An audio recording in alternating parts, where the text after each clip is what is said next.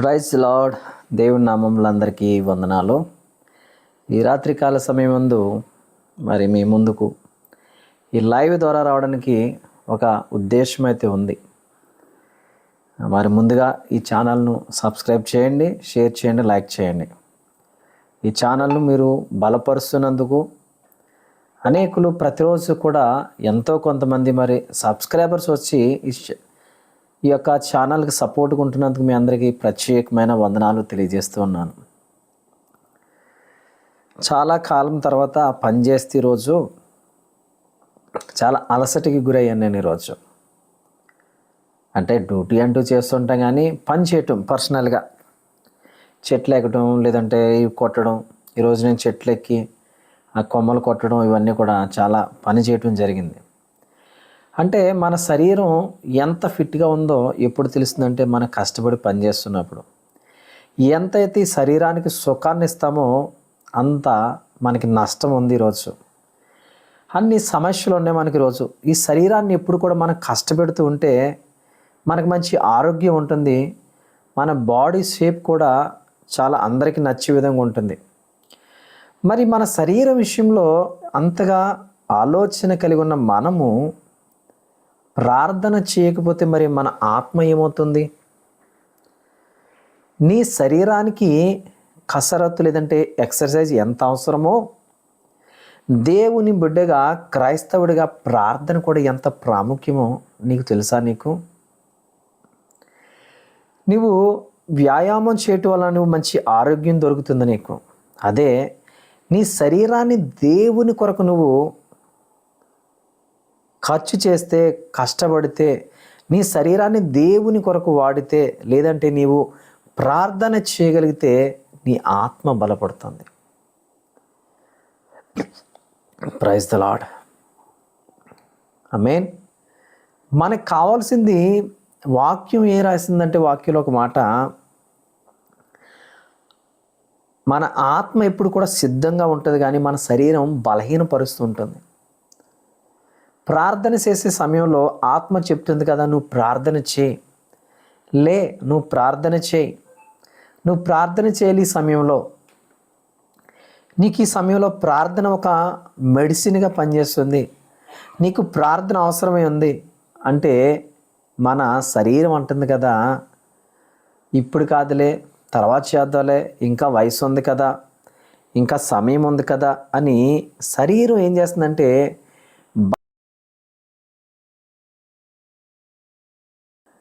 కనుక ఎప్పుడు మనం ప్రార్థన చేయాలో అప్పుడు ప్రార్థన చేయాలి. ఈ శరీరానికి ఒక రూపం రావాలి అంటే, అది దైవికమైన రూపం నీలో కనిపించాలంటే ప్రార్థనలో నీవు నలుగుతూ ఉండాలి. ప్రతిరోజు కూడా సమయం దొరికినప్పుడల్లా ప్రార్థిస్తూ ఉండాలి. మోకాళ్ళేసి ప్రార్థన అంటే మన శరీరానికి ఆహారం ఎలాంటిదో, నీ దేహానికి ఆహారం ఎలాంటిదో, నీ ఆత్మకు ప్రార్థన కూడా అలాంటిదే. నీవు బ్రతకాలంటే గాలి ఎలా పీల్చుకుంటున్నావో, నువ్వు క్రైస్తవుడిగా నిలదొక్కుకోవాలంటే, అపవాదిని జయించాలి అంటే నీకు ప్రార్థన కూడా ఒక ఊపిరై ఉన్నది. హల్లెలూయా. అంటే క్రైస్తవుడికి ప్రార్థన అనేది కూడా ఒక ఊపిరి. మనం పీల్చకపోతే ఎలాగైతే చనిపోతామో, ప్రార్థన చేయకపోతే కూడా క్రైస్తవుడి పరిస్థితి అలా ఉంటుంది. ఒక ఉదాహరణ చెప్తాను. నీటిలో నుంచి ఒక చేప పిల్లను మనం భూమి మీదకి ఒడ్డుకి తీసుకొచ్చి పెడితే ఆ చేప ఎలాగైతే కొట్టుకుంటుందో, ప్రార్థన లేని క్రైస్తవుడి జీవితం కానీ, ప్రార్థన లేని క్రైస్తవుడి కుటుంబం కానీ, ప్రార్థన లేని విశ్వాస జీవితం ఎట్లా ఉంటుందంటే, నీటిలో నుంచి ఒడ్డున పడిన చేప పిల్లలా ఉంటుంది. ఈ మాటలు ఎందుకు చెప్తున్నానంటే, ఈరోజు నాకు అనిపించింది, అమ్మో, శరీరానికి ఫిట్నెస్ ఉండాలి, మనం ఫిట్గా ఉండాలి అని ఎలా అనుకుంటామో, ఒక క్రైస్తవుడు బాగుండాలి అంటే ఒక క్రైస్తవుడు అపవాది మీద విజయం సాధించాలి, నీ సమస్యల మీద విజయం సాధించాలి, నీకున్న ప్రతి కష్టం మీద నీవు విజయము సాధించాలి అంటే నీవు ప్రార్థన విడవక చేస్తూ ఉండాలి. అందుకనే కదా వాక్యం కూడా సెలవిస్తుంది, శోధనలో ప్రవేశించకుండినట్లు మెలకువ కలిగి ప్రార్థన చేయమని వాక్యం మనకు చెప్తుంది.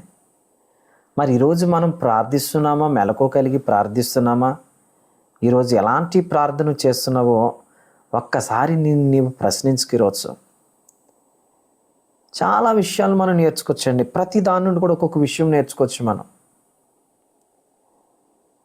ఎంత బిజీగా ఉన్నా కూడా నువ్వు ఆ బిజీ సమయంలో కూడా, షెడ్యూల్లో కూడా నువ్వు ప్రార్థన చేయవచ్చు. నువ్వు నడుస్తూ ప్రార్థన చేయొచ్చు, నిలబడి ప్రార్థన చేయొచ్చు, నువ్వు డ్యూటీ చేస్తూ ప్రార్థన చేయొచ్చు.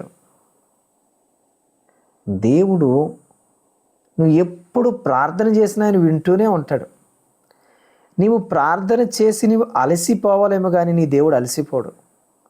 అందుకే నీ రోజు అంటున్నాను కదా, నీవు క్రైస్తవుడిగా నువ్వు వెలగాలి. లెమ్ము తేజరిల్లుము, నీకు వెలుగు వచ్చింది అన్నట్టుగా మన ముఖములో ఒక రకమైన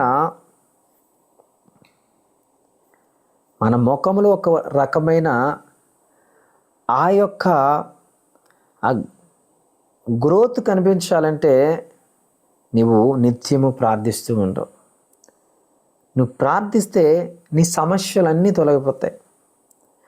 ప్రభువైన యేసుక్రీస్తు వారు వేకుజామునైన కొండ మీదకి వెళ్ళి ఏకాంతంగా ప్రార్థన చేసేవాడంట. ఆయన ప్రభువైన యేసుక్రీస్తు కొండ మీదకి వెళ్ళి ఏకాంత ప్రార్థన చేసేవాడు, ఆయన ఒంటరిగా. మరి ఈరోజు మనం ప్రార్థిస్తున్నామా? వ్యాయామం చేస్తుంటాం, జిమ్ములకి వెళ్తాం, శరీరం కోసం ఎంతో కష్టపడుతుంటాం, కసరత్తు చేస్తూ ఉంటాం. శరీరం కోసం నీవు అంత కష్టపడుతున్నావు కదా, మరి నీ దేహము కోసం నువ్వు ఎంత కష్టపడుతున్నావు? ఈ దేహాన్ని కాపాడుకునే విషయంలో నువ్వు ఎంత కష్టపడుతున్నావు? నీ దేహం సరిగా ఉందా లేదో నువ్వు చూసుకుంటున్నావు కదా, మరి నీ ఆత్మ సరిగా ఉందా లేదా? నీ ఆత్మ కొరకు ఎంత కష్టపడుతున్నావు? నీ ఆత్మ కొరకు నీవు ఈరోజు ఎలా జీవిస్తున్నావు? నీ ఆత్మ ఈరోజు దేనిని బట్టి సంతోషిస్తుంది? నీ ఆత్మ ఈరోజు ఎలా జీవిస్తుంది? ప్రభు కొరక, లోకము కొరక? ప్రియమైన దేవుని పిల్లలారా, జాగ్రత్త. అంత్యకాల దినాల్లో మనం ఉన్నాం, ఆఖరి దినాల్లో మనం ఉన్నాం. ఇలాంటి దినాలలో మనము ఎంత జాగ్రత్తగా ఉండాలి, ఎంత ప్రార్థన చేయాలి. దేవునితో మన సంబంధము బలపరుచుకోవాలంటే ప్రార్థన ద్వారానే. లేదంటే అర్పణలు అర్పించో కానుకలు సమర్పిస్తే కాదు. ప్రార్థనని యథార్థమైన ప్రార్థన, నీతివంతుల ప్రార్థన దేవుడు త్రోసివేయనన్నాడు. దేవుడిని ప్రార్థన త్రోసి వేయకుండా ఉండాలి అంటే నువ్వు యథార్థత కలిగి నిత్యము ప్రార్థన దేవుడిని ప్రార్థన వింటాడు. God bless you. దేవుడు దీవించునుగాక. ఈ ఛానల్ను సబ్స్క్రైబ్ చేయండి, షేర్ చేయండి, లైక్ చేయండి. అనేకులకు ఈ వర్తమానాన్ని మీరు పంపించి దేవుని పనిలో మీరు కూడా మాతో జతవారిగా ఉండాలని కోరుకుంటున్నాను. God bless you. దేవుడు మిమ్మల్ని అందరినీ దీవించునుగాక. ఆమేన్.